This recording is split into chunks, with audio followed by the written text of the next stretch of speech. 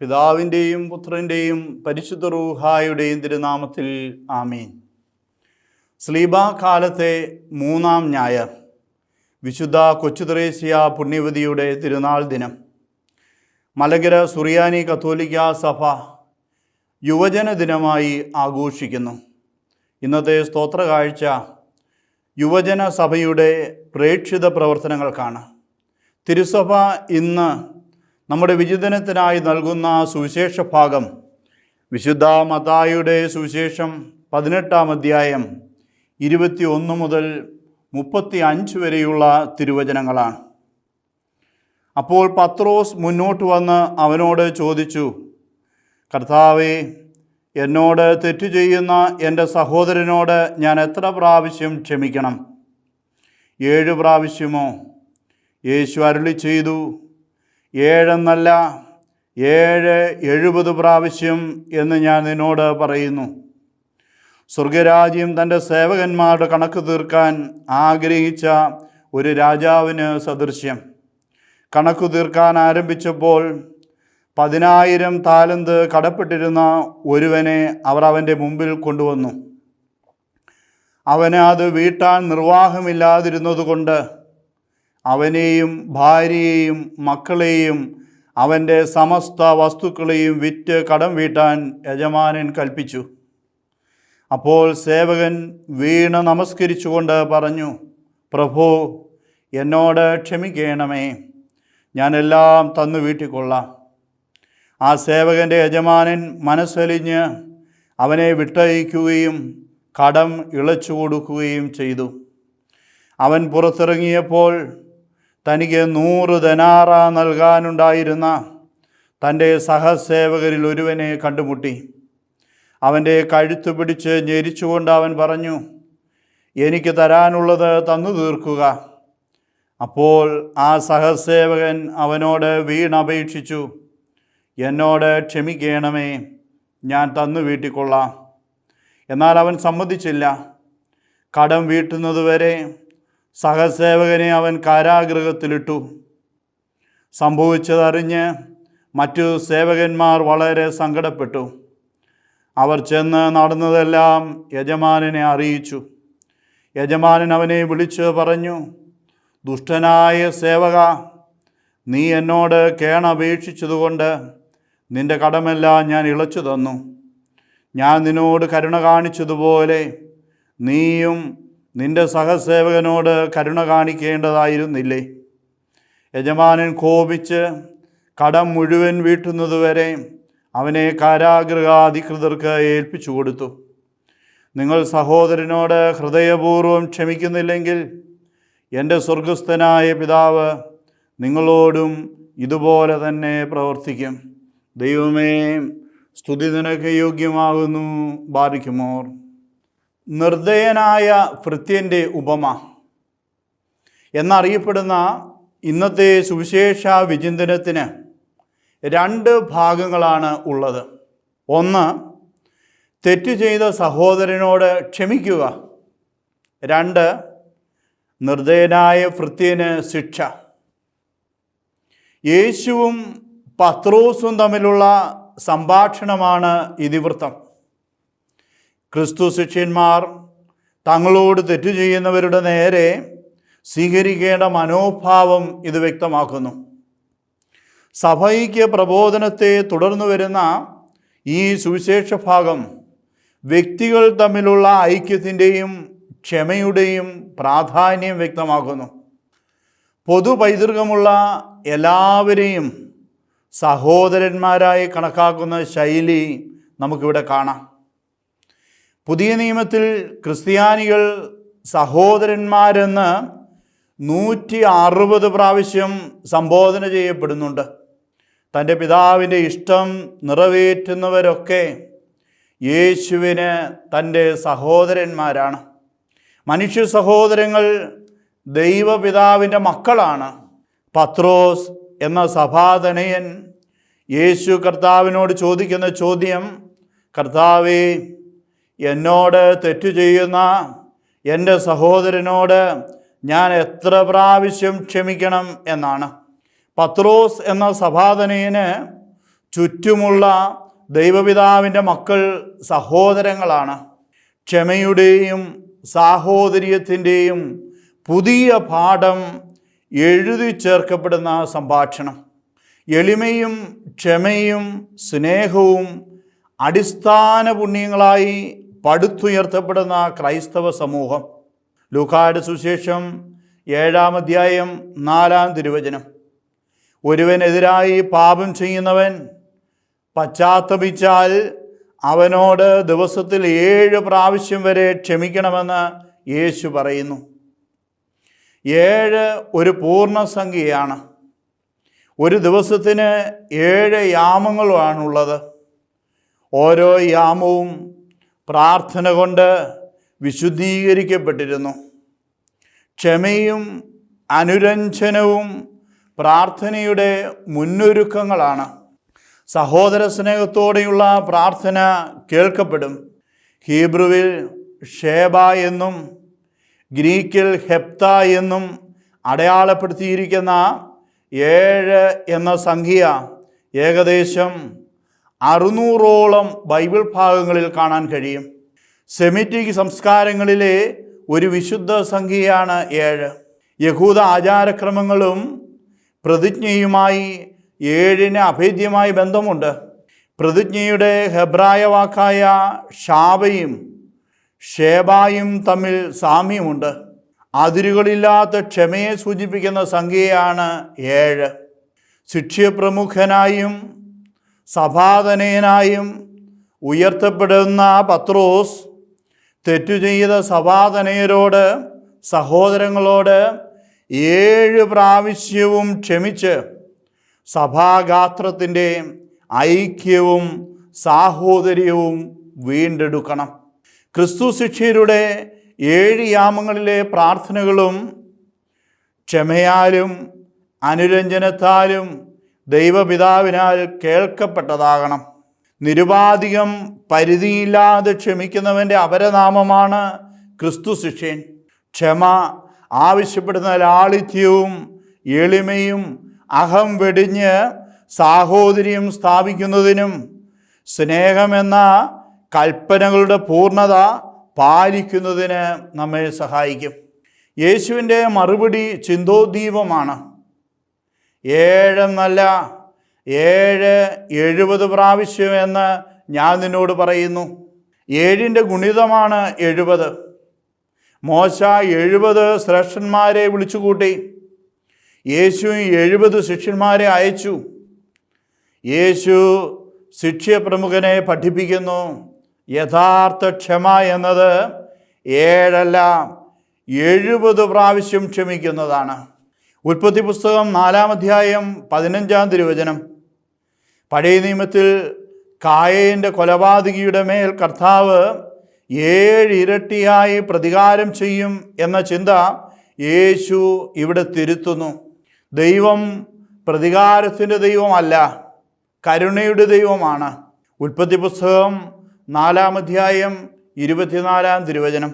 ലാമക്ക് തൻ്റെ ഭാര്യമാരോട് പറയുന്നുണ്ട്, കായേൻ്റെ പ്രതികാരം 7 ഇരട്ടിയെങ്കിൽ ലാമക്കിൻ്റേത് 77 ഇരട്ടിയായിരിക്കും എന്ന്. 7 70 പ്രാവശ്യം ഹെബുദോ മെക്കൊന്താക്കിസ് ഹെപ്ത എന്ന പ്രയോഗം ഉൽപ്പത്തി 4-ാം അധ്യായം 24-ലെ ലാമക്കിൻ്റെ വാക്കുകളിൽ നിന്ന് എടുത്തിട്ടുള്ളതാണ്. 7 70 പ്രാവശ്യം എന്ന പ്രയോഗം ഹീബ്രുവിൽ 77 എന്നും ഗ്രീക്കിൽ 7 70 എന്നും ഇത് മനസ്സിലാക്കപ്പെടുന്നു. ഈ ഹീബ്രു വാക്ക് ലാമക്കിൻ്റെ തീവ്രമായ പ്രതികാരത്തെ സൂചിപ്പിക്കുന്ന ഈ പ്രയോഗം ക്രിസ്തു ശിഷ്യർക്ക് ആവശ്യമായിരിക്കേണ്ട അതിരില്ലാത്ത ക്ഷമയെ പ്രതിഫലിപ്പിക്കാനായി ഉപയോഗിച്ചിരിക്കുന്നു. അതിരുകളില്ലാത്ത ക്ഷമ ക്രൈസ്തവ സമൂഹത്തിൻ്റെ മുഖമുദ്രയാണ്. ക്ഷമയെക്കുറിച്ച് യേശു നൽകുന്ന ഉപദേശം ഇതുവരെ കേട്ടിട്ടില്ലാത്ത വിധം നൂതനമാണ്. വ്യക്തികൾക്കിടയിലെയും കുടുംബങ്ങൾക്കിടയിലെയും സഭാഗാത്രത്തിലെയും വ്യത്യസ്ത മനുഷ്യമക്കൾക്കിടയിലെയും മുറിവുണക്കുവാൻ ക്ഷമയോളം പര്യാപ്തമായ മറ്റൊരൗഷധവും ഇല്ല എന്ന് യേശു പഠിപ്പിക്കുന്നു. ക്ഷമയുടെ നൂതന പാഠം പഠിപ്പിക്കുന്ന യേശു മനുഷ്യ സമൂഹത്തെ ഏക ദൈവപിതാവിൻ്റെ മക്കളായി കണ്ട് സ്നേഹിക്കുന്നു. വിശുദ്ധ മത്തായിയുടെ സുവിശേഷം 18-ാം അധ്യായം 23 മുതൽ 35 വരെയുള്ള തിരുവചനങ്ങളിൽ ഉദാത്തമായ ക്ഷമയെക്കുറിച്ചുള്ള പ്രബോധനം നിർദ്ദയനായ ഭൃത്യൻ്റെ ഉപമയിലൂടെ യേശു തുടരുകയാണ്. ഈ ഉപമയ്ക്ക് 3 ഭാഗങ്ങളുണ്ട്. 1, രാജാവിൻ്റെ കാരുണ്യം. 2, കാരുണ്യം ലഭിച്ചവൻ്റെ നിർദ്ദയമായ പെരുമാറ്റം. 3, നിർദ്ദയനായ ഭൃത്യൻ്റെ മേലുള്ള ന്യായവിധി. നീതിക്കപ്പുറം സഹോദരനോട് കരുണ കാണിക്കേണ്ടുന്നതിൻ്റെ ആവശ്യകതയാണ് ഉപമയിലെ പ്രധാന പ്രമേയം. സ്വർഗരാജ്യത്തിലെ രാജാവ് കരുണാമയനാണ്. സ്വർഗരാജ്യത്തിലെ സേവകർ ദൈവ ശുശ്രൂഷകരാണ്, ക്രിസ്തു ശുശ്രൂഷകരാണ്, ഞാനും നിങ്ങളുമാണ്. പറഞ്ഞിട്ടും പഠിപ്പിച്ചിട്ടും മതിവരാത്ത ക്ഷമയെക്കുറിച്ചുള്ള യേശു പ്രബോധനം എന്നിലേക്കും നിങ്ങളിലേക്കും വിരൽ ചൂണ്ടുന്നു. സ്വർഗരാജ്യത്തിലെ കണക്ക് പുസ്തകം എൻ്റെയും നിങ്ങളുടെയും അവകാശങ്ങളും കടമകളും ഉത്തരവാദിത്വങ്ങളും കൽപ്പന ലംഘനങ്ങളും രേഖപ്പെടുത്തിയ പുസ്തകമാണ്. കരുണാമയനായ ദൈവം സ്വർഗരാജ്യത്തിലെ കണക്ക് പുസ്തകം തുറക്കുന്നത് ന്യായവിധിക്കായിട്ടാണ്. ക്രിസ്തു ശിഷ്യരോട്, ദൈവമക്കളോട് ദൈവപിതാവ് ആവശ്യപ്പെടുന്നത് കാര്യസ്ഥതയുടെ കണക്കാണ്. കാര്യസ്ഥതയുടെ കണക്ക് പുസ്തകത്തിൽ ക്രമക്കേടുകൾ ഉണ്ടാവരുത്.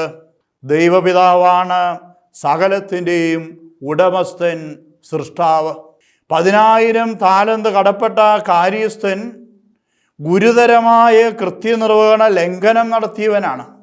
10,000 താലന്ത് സമ്പാദിക്കാൻ ഒരു സാധാരണക്കാരൻ 1,80,000 വർഷങ്ങൾ ജോലി ചെയ്യണം. ഒരു മനുഷ്യായുസ് കൊണ്ട് ഒരിക്കലും വീട്ടിൽ തീർക്കാനാവാത്ത തുക. സ്വർണം, വെള്ളി, ചെമ്പ് എന്നീ ലോഹങ്ങളിൽ നിർമ്മിച്ചിട്ടുള്ള നാണയ കൂമ്പാരമാണ് താലന്ത്. പാലസ്തീനായിൽ ഒരു താലന്തിൻ്റെ മൂല്യം 34.02 കിലോഗ്രാമാണ്. 6,000 ധനാറയ്ക്ക് സമാനമാണ് ഒരു താലന്ത്. ഒരു സാധാരണക്കാരൻ്റെ 18 വർഷത്തെ കൂലി ഒരു താലന്ത്. യജമാനൻ്റെ വിധി ലൗകിക പശ്ചാത്തലത്തിലുള്ളതാണ്. അവനെയും ഭാര്യയെയും മക്കളെയും സമസ്ത വസ്തുക്കളെയും വിറ്റ് കടം വീട്ടുക. കടമെല്ലാം കൊടുത്തു വീട്ടിക്കൊള്ളാം എന്ന് പറഞ്ഞ് രാജാവിനോട് ക്ഷമ ചോദിക്കുന്ന കാര്യസ്ഥനോട് ദൈവപിതാവ് കാണിക്കുന്ന കാരുണ്യത്തിൻ്റെ ഔദാര്യം ലൗകിക നിയമപീഠങ്ങളെയും നീതി വ്യവസ്ഥകളെയും അതിശയിപ്പിക്കുന്നതാണ്. സേവകൻ വീണ് നമസ്കരിച്ചുകൊണ്ട്, പ്രഭു എന്നോട് ക്ഷമിക്കണമേ, ഞാൻ എല്ലാം തന്നു വീട്ടിക്കൊള്ളാം എന്ന് പറഞ്ഞപ്പോൾ മനസ്സലിഞ്ഞ് അവനെ വിട്ടയച്ച് കടം ഇളച്ചു കൊടുക്കുന്ന നല്ല യജമാനനാണ് കരുണാമയനായ ദൈവപിതാവ്. പാപബോധവും ഏറ്റുപറച്ചിലും പാപമോചന യാചനയും ശരിയായ ആരാധനയും അനുതാപത്തിൻ്റെ സാഷ്ടാംഗ പ്രണാമവും സമ്മേളിക്കുന്ന പാപമോചനം, കടങ്ങൾക്ക് പരിഹാരവും പാപങ്ങൾക്ക് മോചനവും നൽകുന്ന ദൈവം. സ്വർഗത്തിൻ്റെ ന്യായവിധി ലൗകിക നീതിന്യായ വ്യവസ്ഥയെ അതിശയിപ്പിക്കുന്നതാണ്. കരുണാമയനായ നല്ല സ്വർഗീയ യജമാനൻ മനുഷ്യ ആയുസ് കൊണ്ട് ഒരിക്കലും വീട്ടിൽ തീർക്കാനാവാത്ത വിധം കെടുകാര്യസ്ഥത കാണിച്ച സേവകനെ വിട്ടയച്ചു, കടം ഇളച്ചു കൊടുത്തു. അനുതാപത്താലും പാപമോചനത്താലും സ്വർഗത്തിന് അവകാശികളാകുന്ന ദൈവമക്കളുടെ മേൽ നിസ്സീമമായ കരുണ ചൊരിയുന്നവനാണ് ദൈവപിതാവ്. ഓരോ പാപിയുടെയും തിരിച്ചുവരവിനായി കാത്തിരിക്കുന്ന കരുണാമയനായ ദൈവപിതാവ് നൽകുന്ന ഇളവ് ക്രിസ്തുവിൽ പുതുജീവിതം നയിക്കാനുള്ള സ്വാതന്ത്ര്യമാണ്. സ്വർഗത്തിൻ്റെ കരുണ ലഭിച്ച സേവകൻ പുറത്തിറങ്ങി വെറും 100 ദനാറ തനിക്ക് നൽകാനുണ്ടായിരുന്ന സഹസേവകനോട് പ്രതികാരവാഞ്ചയോടെ ക്രൂരമായി പെരുമാറി. 1 ദനാറയുടെ മൂല്യം 5.67 ഗ്രാം മാത്രമാണ്. ഒരു കൂലിപ്പണിക്കാരൻ്റെ ഒരു ദിവസത്തെ കൂലിയാണ് 1 ദനാറ. 100 ദനാറ 567 ഗ്രാം മാത്രമാണ്.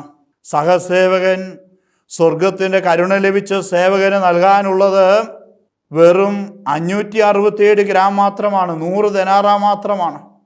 സ്വർഗീയ യജമാനൻ കരുണ ലഭിച്ച സേവകന് ഇളച്ചു കൊടുത്തത് ഏതാണ്ട് 3,40,200 കിലോഗ്രാമാണ്.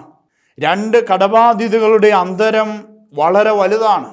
ദൈവത്തിൻ്റെ അനന്തകാരുണ്യം സ്വീകരിക്കുന്ന ക്രിസ്തു ശിഷ്യൻ അവനോട് കാണിക്കേണ്ടുന്ന മഹാകാരുണ്യം തുലവും ചെറുതാണെന്ന് ഈ ഉപമ നമ്മെ പഠിപ്പിക്കുന്നു. സ്വർഗത്തിൻ്റെ കരുണ ലഭിച്ചിട്ടും സഹസേവകനോട് കരുണ കാണിക്കാത്ത സേവകൻ ശിക്ഷാർഹനാണ്. കടലുപോലുള്ള ദൈവത്തിൻ്റെ കരുണ അനുദിനം ഏറ്റുവാങ്ങുന്നവരാണ് ഞാനും നിങ്ങളും. ദൈവിക കരുണ അനുഭവിക്കുന്ന നമ്മൾ മറ്റുള്ളവരോട് കരുണയും ക്ഷമയും സ്നേഹവുമുള്ളവരായിരിക്കണം.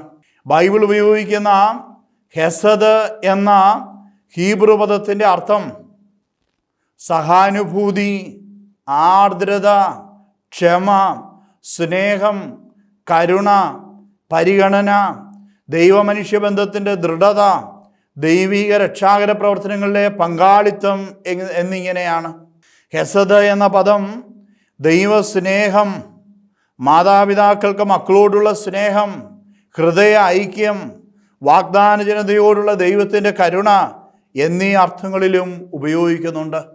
ധാർമ്മികതയെക്കുറിച്ച് പ്രതിപാദിക്കുന്നതിന് പഴയ നിയമം ഹെസദ് എന്ന പദം കൂടുതലായി ഉപയോഗിക്കുന്നു. ഉടമ്പടിയും ഹെസദും തമ്മിൽ ഏറെ ബന്ധമുണ്ട്. ഉടമ്പടി പാലിക്കുന്നവരുടെ മേൽ ദൈവത്തിൻ്റെ കരുണ തലമുറകളോളം നിലനിൽക്കും. അനുകമ്പ അഥവാ കരുണ ഒരുവന് മറ്റൊരുവൻ്റെ നേരെയുള്ള കടമയാണ്. ഹെബ്രായ ലേഖകൻ അനുകമ്പയെ, കരുണയെ ക്ഷമയായി കാണുന്നു. പത്രോസ്ലീഹ അനുകമ്പയെ, കരുണയെ സ്വർഗീയ സൗഭാഗ്യമായി കാണുന്നു. സംഖ്യാപുസ്തകം 14-ാം അധ്യായം 19-ാം തിരുവചനം ദൈവത്തിൻ്റെ അനന്തമായ സ്നേഹത്തിനനുസൃതം ക്ഷമിക്കാനാണ് ഇസ്രായേൽ പ്രാർത്ഥിച്ചിരുന്നത്. ദൈവത്തിൻ്റെ ക്ഷമയിൽ നിന്ന് ഉത്ഭൂതമാകുന്ന പാപമോചനമാണ് ക്രൈസ്തവൻ്റെ രക്ഷയുടെ അടിസ്ഥാനം. ദൈവത്തിൽ നിന്ന് പാപമോചനം ലഭിക്കുന്ന മനുഷ്യൻ അന്യോന്യം തെറ്റുകൾ ക്ഷമിക്കുവാൻ കടപ്പെട്ടവനാണ്. മറ്റുള്ളവർ തെറ്റുകൾ ക്ഷമിക്കുന്നത് സ്വന്തം പാപങ്ങൾ മോചിക്കപ്പെടാനുള്ള വ്യവസ്ഥയാണ്. ഇത് ലംഘിച്ചവൻ്റെ പേരാണ് നിർദ്ദയനായ ഭൃത്യൻ. കാരുണ്യം ലഭിച്ചവൻ്റെ നിർദ്ദയമായ പെരുമാറ്റം ദൈവിക ശിക്ഷ ക്ഷണിച്ചു വരുത്തി.